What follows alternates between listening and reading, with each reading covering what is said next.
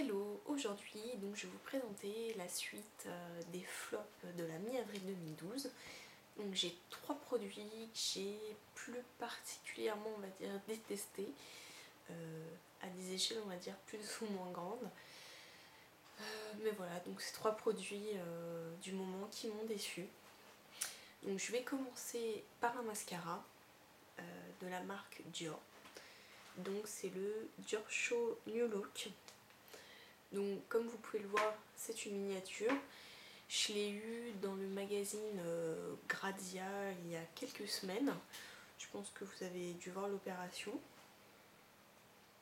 Donc c'est vrai qu'on se dit waouh, chouette, un mascara Dior et tout, gratos, enfin gratos, il faut acheter le magazine. Mais voilà, c'est une bonne occasion de tester ce mascara.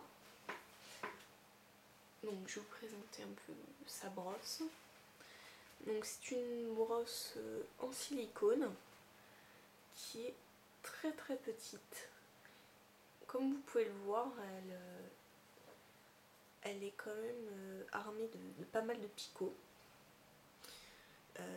Alors, bon, il n'est pas totalement mauvais, c'est-à-dire qu'il prend tous les cils un à un, mais en tout cas, c'est vrai que la première fois qu'on l'applique, on se dit ah purée génial, enfin un mascara qui va me faire des cils bien fournis, bien noirs et tout. Mais ça c'est juste la première impression. Vous ne pouvez pas mettre plus de 2 couches et encore si vous allez très vite. Ce que je lui reproche, c'est de sécher très vite. Il faut vraiment vous dépêcher si vous souhaitez mettre 2 couches. Au-delà c'est impossible. Sinon ça n'accroche pas et c'est une texture un peu carton quand ça sèche. Après, lors du démaquillage, il est vraiment costaud. Alors bon, c'est vrai que pour ça il doit avoir une super tenue, mais enfin démaquiller c'est une horreur. Il vaut mieux s'armer d'un démaquillant waterproof, mais normal, où vous arrachez juste les cils. Il me fait un peu penser au mascara de Benefit, le Zero. Donc celui-là, je l'avais acheté. J'en étais très contente au début, puisqu'effectivement, pareil, il séparait bien les cils. Il me faisait vraiment des très beaux cils. Mais à démaquiller, c'était vraiment horrible. Ça faisait une texture carton. Et moi, en plus, ça avait tendance à m'irriter les yeux.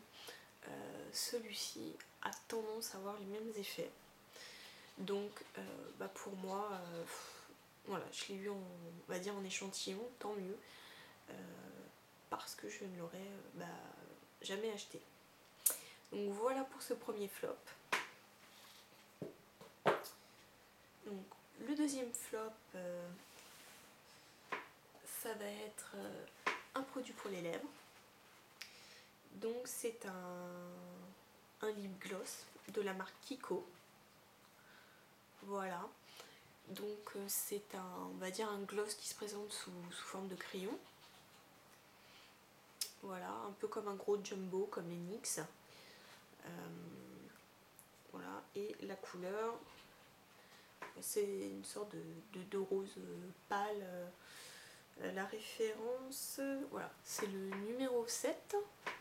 Donc c'est vrai qu'en l'essayant sur ma main et en le voyant, je me suis dit, ah génial, au moins c'est un gloss qui sera pas collant, qui sera très facile d'utilisation.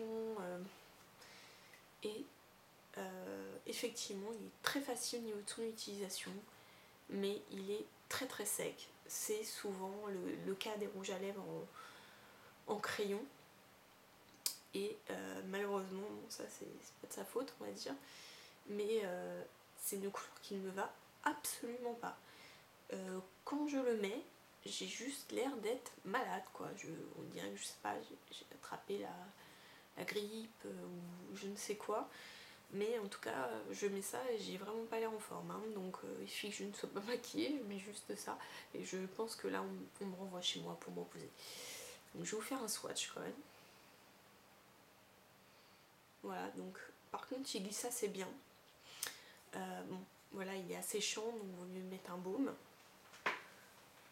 Voici comment il est.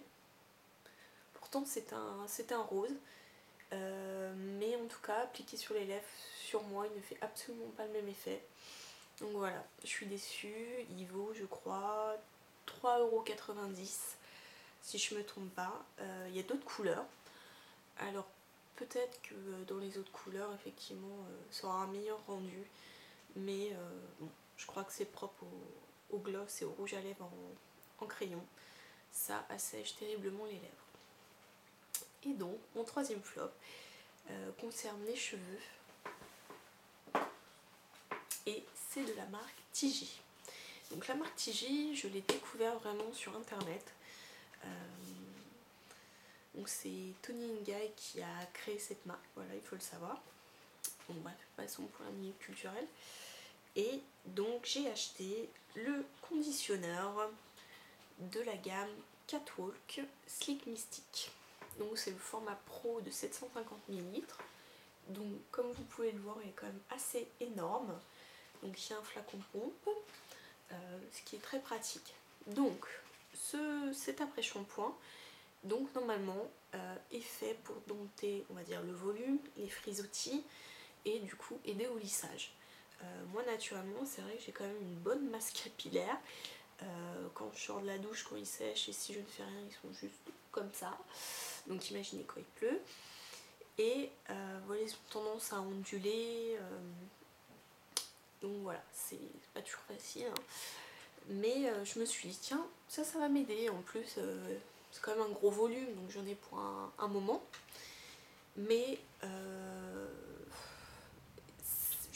il convient à pas mal de personnes, parce que j'ai quand même vu des revues, qu'à le dire, avant de l'acheter. Et bah sur moi, ça marche pas du tout. Donc je l'ai acheté sur le site Filmix, c'est un site anglais. J'ai eu le pack avec le shampoing pour 28 €. Donc le shampoing et l'après-shampoing du même format, 750 ml pour 28 €. Les frais de port sont gratuits. Donc c'est vrai que ça vaut quand même le coup. Mais bon, sur moi, c'est un après-shampoing. Normalement, c'est censé quand même démêler les cheveux. Alors là, pas du tout. Il faut vraiment s'armer d'un peigne à grandes dents. Et il faut pas être sensible au niveau des cheveux.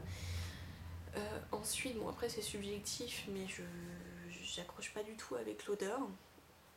Et attention, si vous en mettez trop, et au niveau des racines, il va vous graisser les cheveux. Perso, c'est vrai que j'en avais mis, parce que j'ai quand même les cheveux très secs, et bon, j'en ai peut-être mis un peu trop. Mais quand mes cheveux ont séché, ils étaient juste tout poisseux. On a l'impression que je les avais pas lavés depuis je sais pas combien de temps. Bref, c'était l'horreur. C'est vraiment un toucher, mais affreux. Et au niveau de la vue, on s'est dit tiens, c'est pas laver les cheveux quoi. Alors je venais juste de le faire. Donc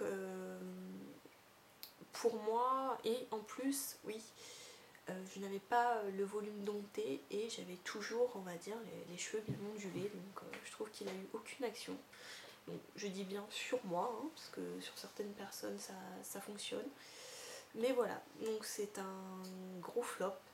Je sais pas trop ce que je vais en faire, parce que même en l'utilisant régulièrement, je pense que jusqu'à Noël, il est encore là. Donc bon, je vais voir ce que je vais en faire. Mais bon, donc c'était mes 3 flops du moment. Et donc j'en ferai peut-être, je ferai peut-être une nouvelle vidéo par rapport à ça début mai. Mais voilà, donc bah écoutez, je vous dis à bientôt. Salut.